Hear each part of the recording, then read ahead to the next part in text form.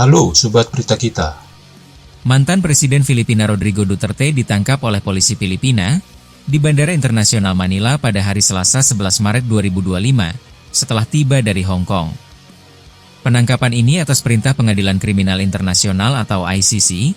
Hal ini terkait dengan kasus kejahatan terhadap kemanusiaan yang diajukan terhadap mantan Presiden Filipina tersebut. 4 alasan mantan Presiden Duterte ditangkap, dari membunuh 30.000 orang dan konflik dinasti politik di Filipina. Pertama, ICC dikabarkan telah melakukan penyelidikan atas pembunuhan besar-besaran yang terjadi di bawah tindakan keras mantan presiden tersebut terhadap langkah pemberantasan narkoba. Penangkapan mendadak itu memicu keributan di bandara, di mana pengacara dan ajudan Duterte dengan lantang memprotes, bersama seorang dokter dan pengacara, dicegah mendekat setelah ia ditahan polisi. Kantor Kepolisian Internasional Manila menerima salinan resmi surat perintah penangkapan dari Pengadilan Dunia ICC. Polisi belum menjelaskan secara rinci kemana Duterte dibawa. Pemerintah mengatakan mantan pemimpin berusia 79 tahun itu dalam keadaan sehat dan telah diperiksa oleh dokter pemerintah. Kedua, Duterte dituduh telah melakukan kejahatan terhadap kemanusiaan. ICC mulai menyelidiki pembunuhan terkait narkoba di bawah Duterte sejak 1 November 2011, saat ia masih menjabat sebagai wali kota Davao, hingga 16 Maret 2019, sebagai kemungkinan kejahatan terhadap kemanusiaan. Duterte menarik Filipina dari Statuta Roma pada tahun 2019 dalam sebuah langkah yang menurut aktivis hak asasi manusia bertujuan untuk menghindari akuntabilitas. Pemerintahan Duterte kala itu bergerak untuk menangguhkan penyelidikan Pengadilan Dunia tersebut pada akhir tahun 2021 dengan menyatakan bahwa otoritas Filipina telah menyelidiki tuduhan yang sama, dengan menyatakan bahwa ICC tidak memiliki yurisdiksi atas dugaan kejahatan tersebut.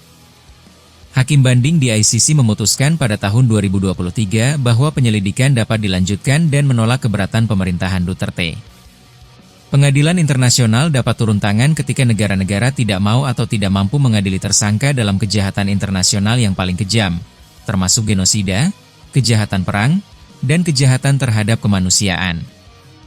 Alasan ketiga, bahwa Duterte dituduh telah melakukan pembunuhan lebih dari 30.000 orang terkait warga sipil. Duterte menjadi presiden pada tahun 2016 setelah menjanjikan tindakan keras tanpa ampun dan berdarah yang akan membersihkan negara dari narkoba. Pada saat kampanye, ia juga pernah mengatakan bahwa akan ada begitu banyak mayat yang dibuang di Teluk Manila sehingga ikan akan menjadi gemuk karena memakannya. Sejak kemenangannya sebagai presiden, diperkirakan antara 12.000 hingga 30.000 warga sipil telah terbunuh terkait dengan operasi anti narkoba, menurut data yang dikutip oleh ICC. Sebagian besar korban adalah laki-laki dari daerah perkotaan yang miskin, yang ditembak mati di jalan oleh petugas polisi atau orang tak dikenal.